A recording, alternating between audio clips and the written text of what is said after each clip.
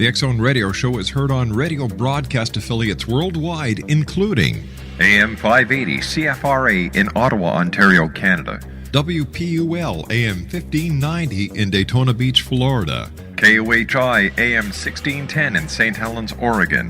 KHRO AM 1150 in El Paso, Texas. And for more information on becoming a professional broadcast affiliate of the X Zone Radio Show, visit www.xzbn.net or call toll-free worldwide 1-800-610-7035.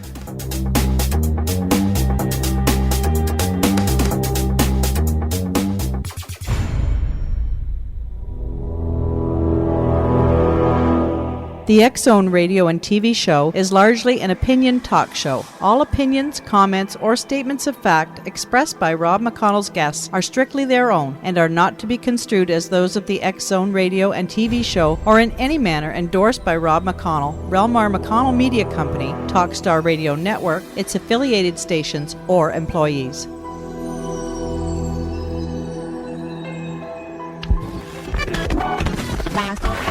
All Hit Radio.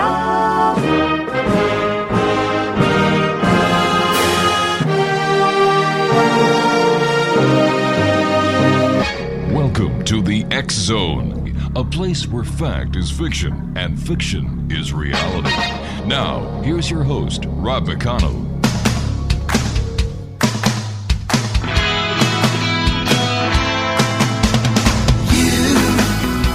Doing that thing you do, breaking my heart into a million pieces, like you always do. And you don't mean to be cruel, you never even knew about the heartache I've been going through. Well, I try to forget you, girl, but it's just so hard to do. Every time you do that thing you do. And welcome to the X Zone, everyone. My name is Rob McConnell, and for the next 4 hours, I'm your host and your guide as together we cross the time-space continuum to this place that I call the X Zone. It's a place where people dare to believe and dare to be heard. It's a place where fact is fiction and fiction is reality. And the X Zone comes to you Monday through Friday from 10 p.m. Eastern until 2 a.m. Eastern on the Talkstar Radio Network, X Zone Broadcast Network, and our affiliates worldwide on the UK High Definition Radio, Euro High Definition Radio, Star Cable, and affiliates right across Canada, the United States, Central America, the Caribbean, South America, the Pacific Rim, Australia, Asia, India, Africa, and Europe. 1-800-610-7035 is my toll-free number worldwide. My email address, xzone@xzoneradiotv.com. On MSN Messenger, xzoneradiotv@hotmail.com, and our website, www.xzoneradiotv.com. My first guest tonight is author Edward Philip FULCO. Now, we're going to be talking to Edward about the Cosmic Seed trilogy. And this story was conceived in Mr. FULCO's childhood and nurtured throughout his adulthood. His interest in history, government, and politics led to a degree in political science. He has been a teacher, businessman, investor, and husband for more than 30 years. Few people are ever able to achieve a lifelong dream. Mr. FULCO considers himself very lucky to have been able to write this trilogy. He hopes the story will stimulate your thinking, delight your senses, and challenge your beliefs. It stands as a scenario of one possible future for Earth. Mr. FULCO welcomes the controversy the subject of this trilogy brings to the public. He has little patience for UFO fakes, public and private debunkers, government cover-ups, or misinformation programs. It is Mr. FULCO's hope that the Cosmic Seed trilogy will excite you, the members of the X Zone Nation, and the public worldwide, into interest in alien abductions and the UFO phenomenon. And joining me now is Edward Philip FULCO. Welcome to the show, Ed. Thank you for having me. You know what, Ed? This is such an important topic these days, and we're very happy that you're joining us to talk about your new trilogy, The Cosmic Seed. But in radio, unlike in books, we have to take commercials breaks. So what you and I have to do now is we have to take a 2-minute break, and when we come back, we're going to be discussing in as much detail as we can do in the next hour all about The Cosmic Seed. Exonation. Edward Philip FULCO is our special guest. His website is www.thecosmicseed.com. Once again, this is the X Zone for Monday, June the 21st in the year 2010. My name is Rob McConnell. And when we come back from this 2-minute commercial break, we're going to be talking about the Cosmic Seed. Once again, if you'd like to send an email to me, xzone@xzoneradiotv.com. On MSN Messenger, you can always chat with us here in our studios by typing in the MSN address, xzoneradiotv@hotmail.com, or visit our website, www.xzoneradiotv.com. I'll be back in 2 minutes talking about The Cosmic Seed with our special guest, the author of the Cosmic Seed trilogy, Edward Philip FULCO. Don't go away, back in 2.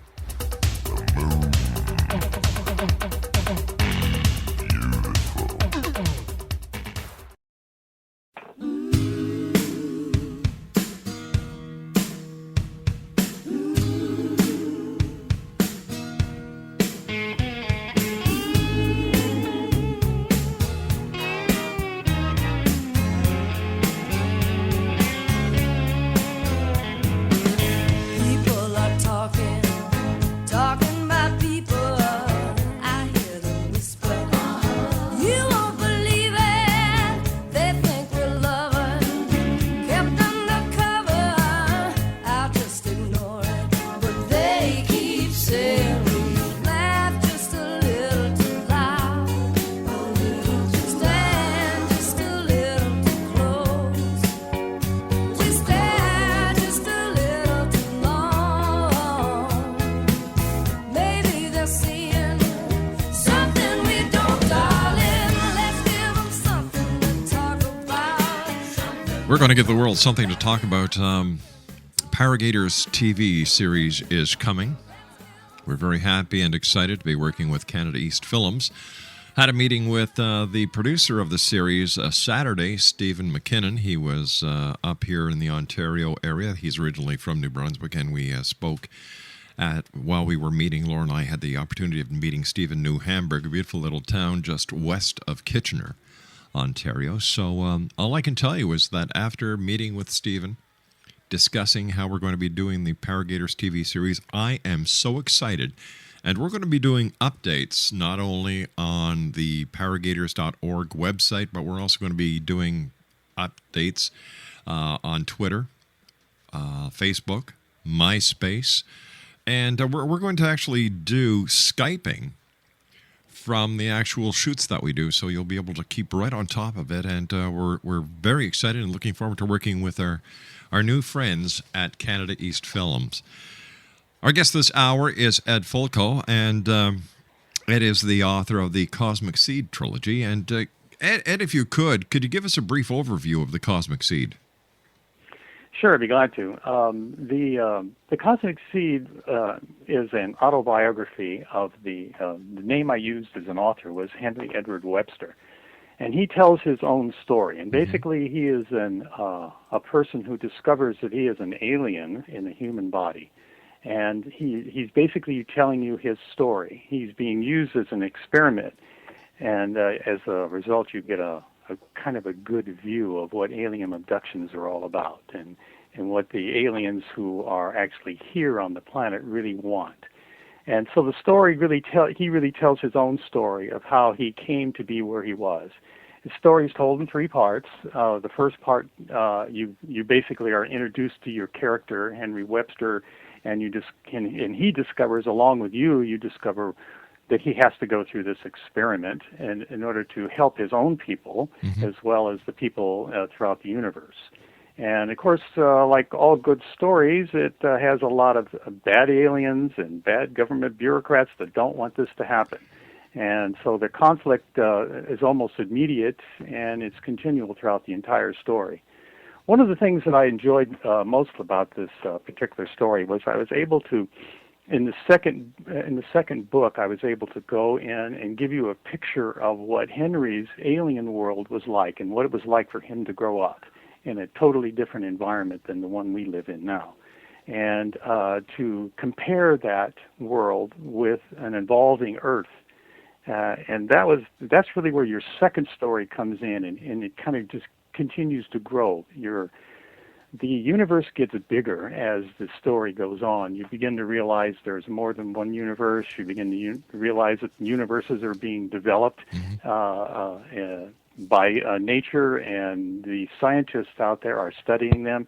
And so the world continues to get bigger and bigger and bigger. And that's what I really enjoyed about it. In the 13th universe, which was the last book in the trilogy, really kind of brings it all together and gives you an idea of what I call the secret of the cosmos really is. And of course, you have to read the book to do that. But one of the things that I did to help the trilogy is I wanted to give people a picture of what the aliens look like, what the ships look like, what some of the philosophy of an alien would be. And I wrote the Cosmic Seed Trilogy companion book, which is also part of the series. If you buy it, you get all four. And I had some really great artists draw some great pictures, and you get an idea of what the aliens actually look like. And as you're reading the story, you can actually look and see what they look like. And I think that enhances the story. It's not quite a movie, but it gives you an idea of what I'm describing in the book, and you need to get a visual picture of it. And I really wanted that. I tried to do it by putting some of the aliens on the covers of some of the book, but there just wasn't enough space, and there's too many aliens. So I wrote this little companion to it that also goes into some of the background of the story. You know, I like that idea because the people who are reading the book can actually have the movie going on in their mind based on your diagrams. That's what I wanted them to do. I wanted them to get a visual of what was happening in the story, and I wish I could have done a lot more drawings, but people who are in the writing industry know that artists are hard to find and they're hard to keep. And some artists can do some kinds of drawings, and other artists can do other kinds of drawings. So it's a real search. It's really a lot of work. I actually spent more time and more money on this little 60, 70, 80-page companion than I did in all the other books put together. So it's an enormous task to put something like that together. But when you find the right people, it is really very rewarding. Yes, it is. That's especially when I can tell this story that I've had with me for so many years. I'm not a young man anymore, so it's it was. I often wondered if I'd ever be able to get it down on paper, but it was very satisfying to be able to do this, and I'm hoping that people, when they read it, they'll kind of get a different vision of the world you're living in, and the potential that the world you could live in. So I don't know. I was hoping I'd be able to get a lot of questions from people out there that would be interested in, and they can always go to my website and ask questions about anything that they had in their mind, whether they've read the story or not. Let me ask you a few questions, Ed. What was your inspiration for writing the Cosmic Seed? Well, that's one of the things that I'm going to be doing another radio show on, and I'm hoping to do a blog on it. When I was 11 years old, I went to a barbecue at a friend's house, me and about 8 or 9 other 11-year-olds, and we saw a UFO. And that UFO came down close enough to you almost could reach up and touch it. And during that UFO visit, I lost about an hour of time. And I didn't realize it until the next day that so much time had gone by. And that, what seemed like seeing this UFO for about 4 or 5 minutes was actually over an hour.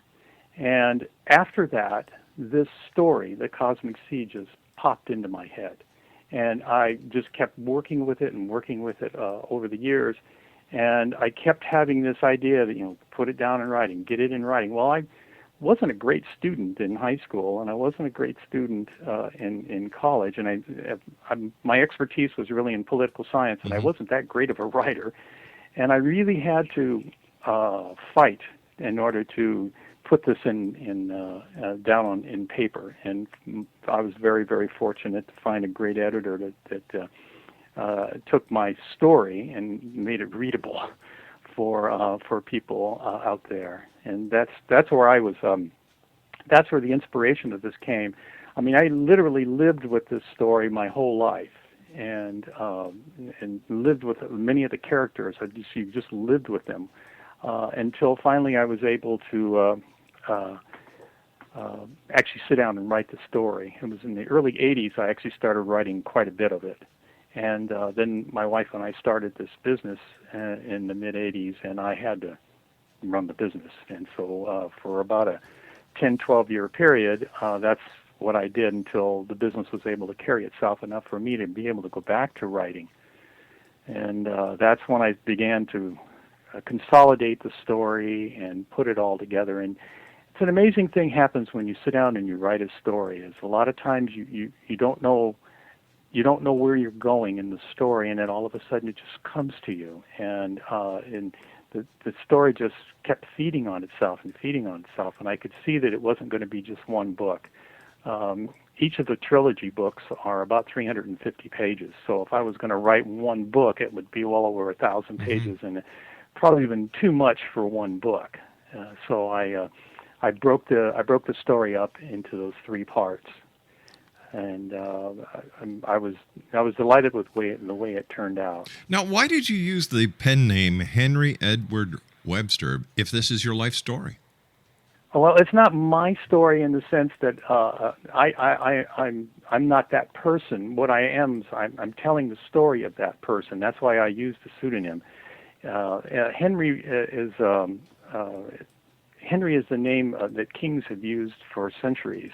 And Edward, I don't know, that's my first name, but Edward is a combination name. Ed was a god in ancient times, and Ward was his servant. And Edward, the name Edward, and many kings were named Edward, mean that they were the servant of God. That's where that word comes from. And Webster, while it's of course the name of the dictionary, it also means weaver. And this is what Henry does, is he has to weave all of these people, both good and bad, together to try to make this story. And in doing so, hopefully people out there will understand where it's going. You see, the premise of the story is very much that Earth as a planet is a laboratory for aliens from all over the world. That's why we've had alien visits and UFOs and alien abductions for literally thousands of years. They've got pictures of aliens on cave walls, thousands of years ago. And then, of course, if any of you have read anything by Zachariah Stitchin, know that a lot of this was actually well-known information. Nobody really denied the fact that people were coming here from another planet and were influencing what humans did here.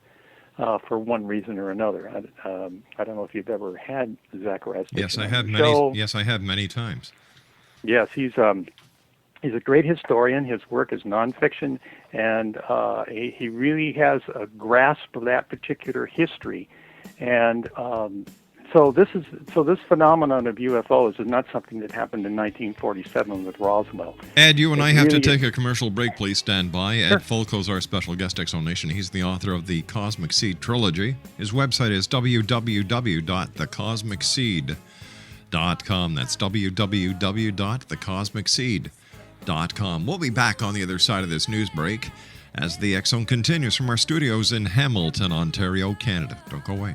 I'll just ignore it, but they keep saying.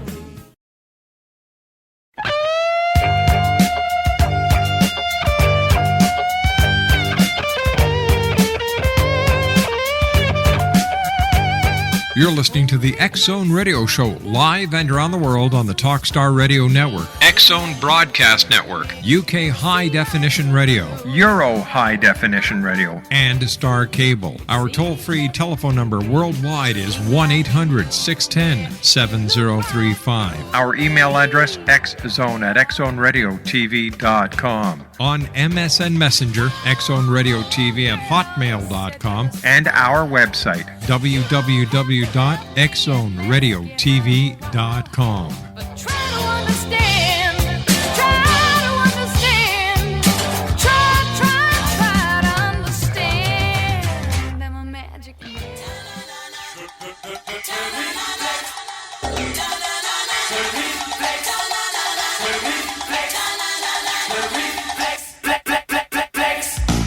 We've gone too far this time, but I'm dancing on the Valentine. I tell you, somebody's fooling around with my chances on the danger line. I'll cross that bridge when I find it. Another day to make my stand. Oh, oh. High time is no time for deciding if I should find a helping hand. Oh, oh. Why don't you use it? Try not to bruise it. Buy time, don't lose it. We're talking about the Cosmic Seed trilogy this hour. Ed FULCO, the author, is our special guest. His website is www.thecosmicseed.com. Ed, why do you think there are alien abductions? Well, I think it's all part of the fact that this planet, and probably a lot of other planets, are really laboratories that the people are studying. I mean, if you think about what we would do if we went to another planet, or what we do even on this planet, you know, right now we have scientists out there in the forest that they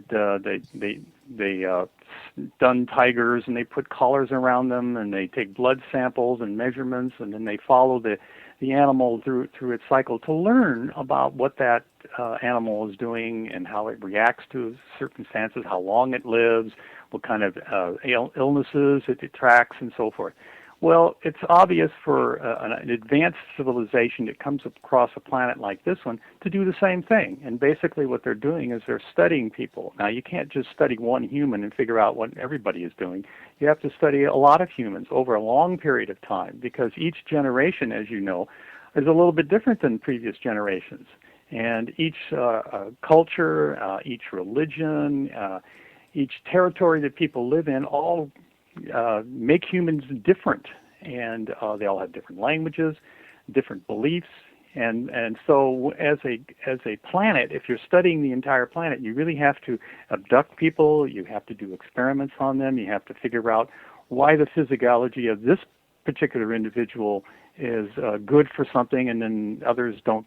It doesn't work for them. They become they're weaker people. They're not as smart. Why is that? And this is one of the ways they discover how quickly the evolution of the primate that's on the planet is growing. Are we improving?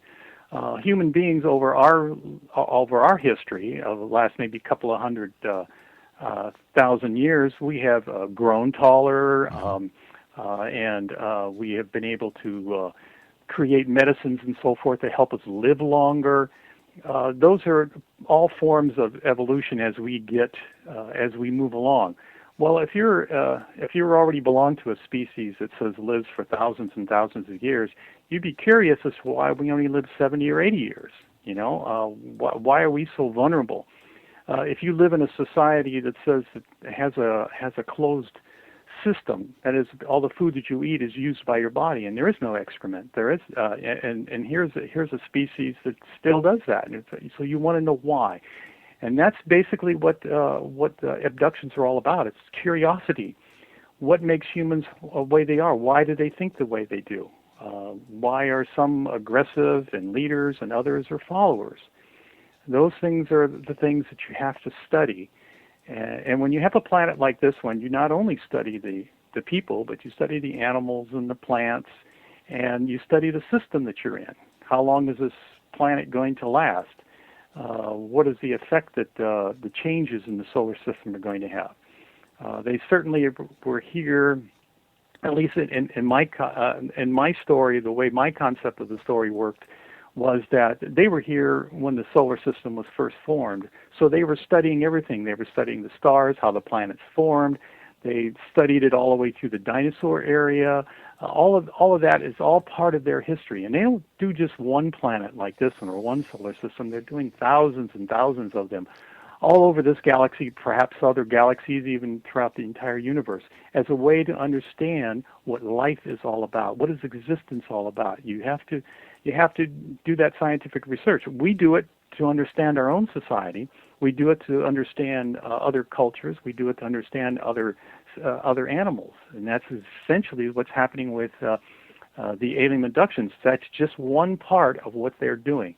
And most people, I believe, in my story, I tell people that everybody on this planet is being followed, even though you probably are not aware of it. Only some people are being actually abducted and taken and having specific experiments done on you. And that's because there's not one race that's doing this. There's a lot of different alien races that are doing it, and they're doing different experiments for different reasons. And so you have some people who are picked up early in life and are abducted many times over their entire lives. There's some people that are picked up once and then that's it. And some people react very badly to being abducted. And sometimes there are others that, they kind of go along with it. They figure, okay, I'll just go along with it. And so you have an entire different species of aliens that are doing different things at all particular times, all throughout history. They've been doing this. So that's where I came with the idea of abductions. And do you think these aliens or whatever they are or whoever they are pose a threat to humanity?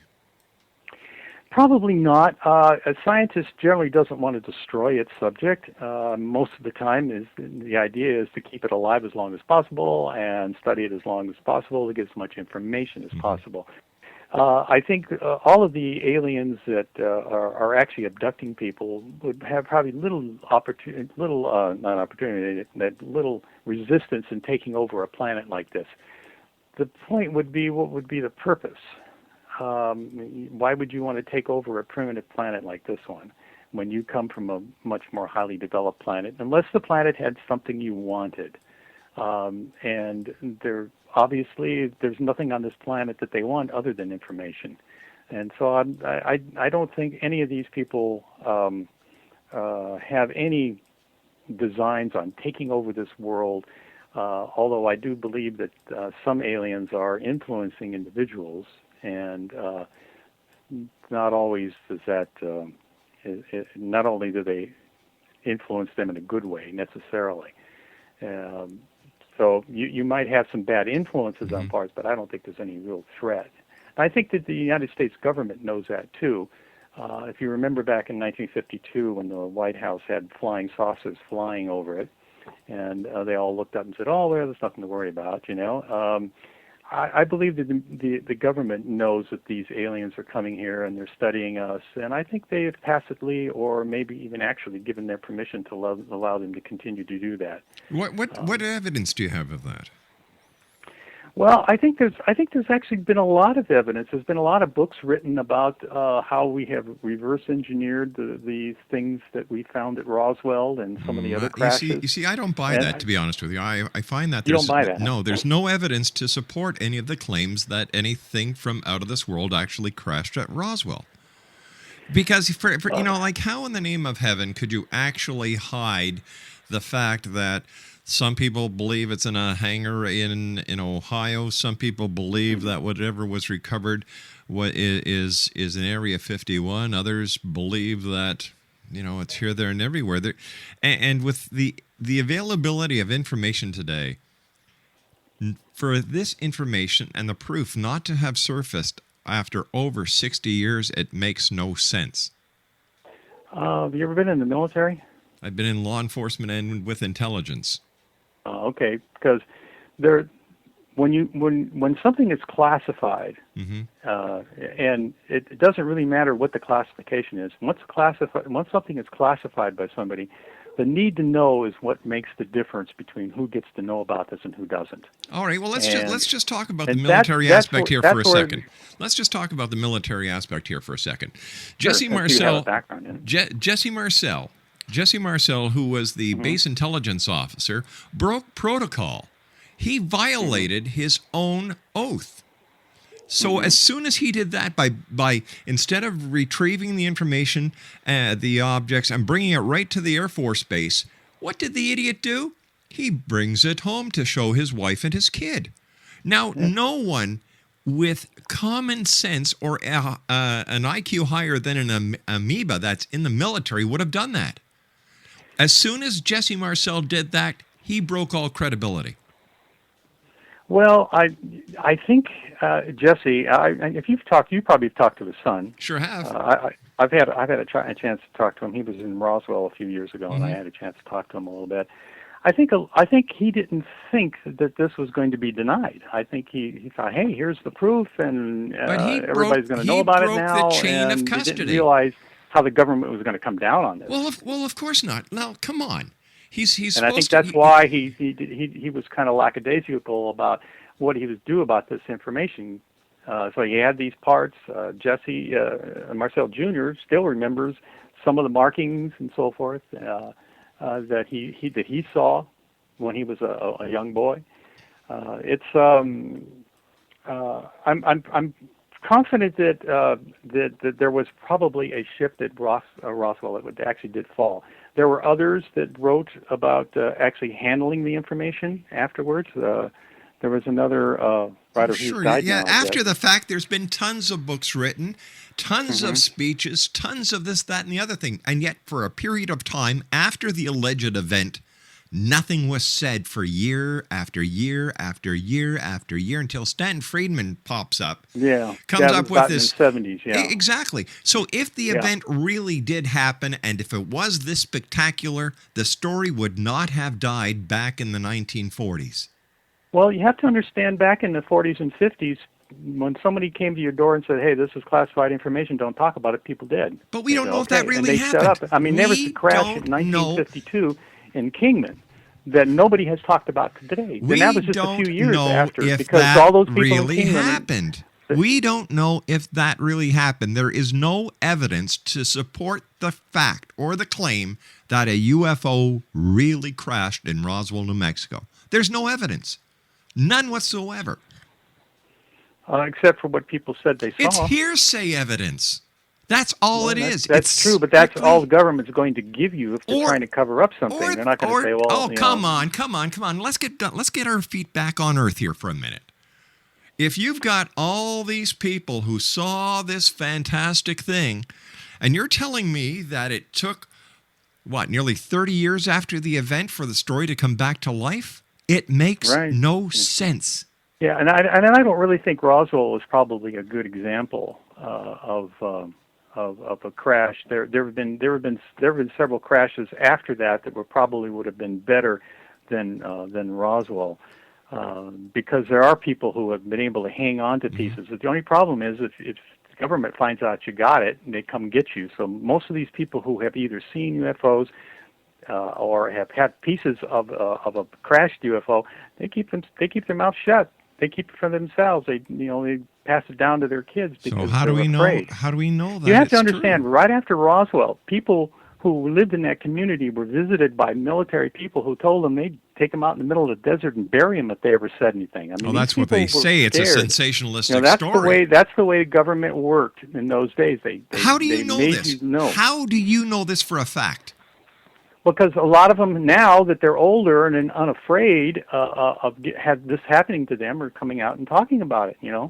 That's where this information all comes from. But once again, we're talking about hearsay information. We're not talking about fact. We're not talking about anything that could be substantiated by physical evidence or proof.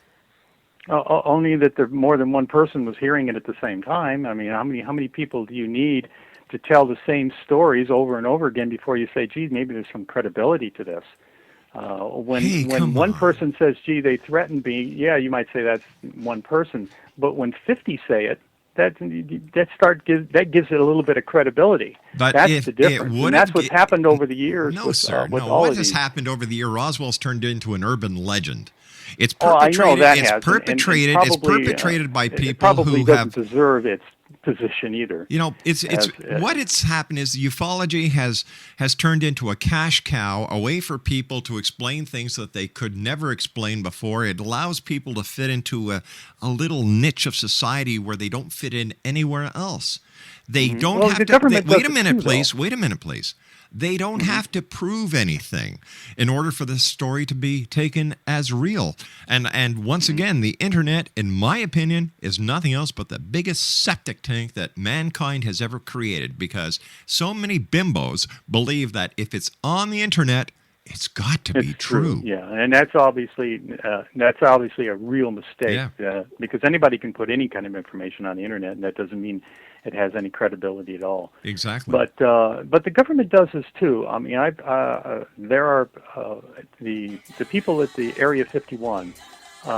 They've used the idea of a UFO to cover up their B-1 flights that they had there. As well as the We know F-117. Now we know that Yep. they had the B-1 there, and they were flying it. And if you look at a B-1, it kind of looks like a diamond-shaped craft. All right, you and I have to take our airplane final looks break. Please stand by. Exo Nation. Ed FULCO's our guest. He's the author of the Cosmic Seed trilogy. I'll be back on the other side of this break as we continue from our studios in Hamilton, Ontario, Canada. Here in the X Zone. Don't go away.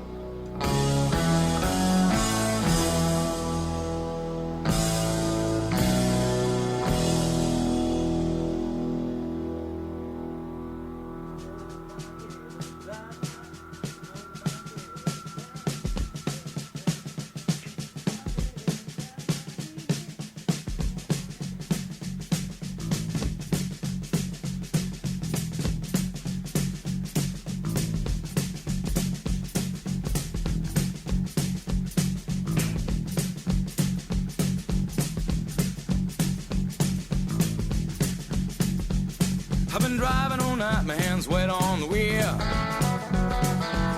There's a voice in my head that drives my heel. It's my baby calling, says I need you here. And it's 4:30 and I'm shifting gear. When she's lonely and the longing gets too much, she says the cable coming in from above. Don't need to phone at all. We've got the thing, but I suppose. Ed FULCO's our special guest, Exo Nation. He is the author of the Cosmic Seed trilogy. His website is www.thecosmicseed.com. Ed, you and I were talking just before we went to the break about how could this be actual? Well, I was saying, that I don't believe a lot of the stuff that ufologists talk about, because doing this show for nearly 20 years, 5 nights a week, 4 hours a night, I've heard a lot of grandstanding. I've heard a lot of babble, but no one has been able to provide any proof. And if we're saying that this is such a real thing, people are getting abducted, the government is in cahoots with the aliens, that they've been around for centuries, how come there's no physical evidence to substantiate any claim made by anyone?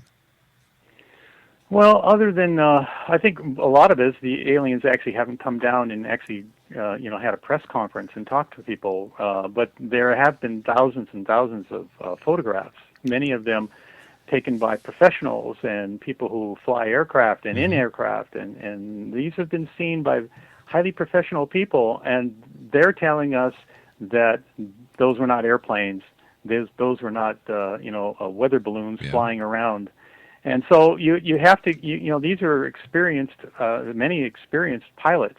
I've seen UFOs, and so you can't dismiss everybody to say, well, it's all hearsay. Well, everything anybody says is hearsay, and I can understand your point in that a lot of UFO people are they're just out to try to make a buck for themselves, or maybe they believe in the stuff, and they, in order to give credibility to themselves, they make up stuff. That's true of any field of endeavor. I mean, that's what makes movies. I mean, they get out there and they pretend, and the better pretender is the guy that gets the most money. But I don't think you can say there's no evidence for UFOs. I mean, the photographs that were taken over the White House in 1952 were solid. I mean, in fact, the government never even denied that they were there, or even tried to tell us they were something else. They simply said there were no threat, and that was where that all ended. And in 1950, right out of World War II, people just accepted what the government said. Now it's when we're coming by and saying, hey, wait a minute, President Eisenhower went before the American public and said there were no U-2 planes, and we don't spy on Russia. Hey, listen, Ed, we've run out of time. Ed, we've run out of time for tonight. I want to thank you very much for joining us. Interesting book? Maybe. Interesting theory? I've heard it all before. Do I believe? On a scale of 1 to 10, 10 being the strongest, 1 being the weakest, I give this story a 1. I'll be back on the other side of this commercial break with the news as the X Zone continues right here in from the studios of the X Zone in Hamilton, Ontario, Canada. Don't go away.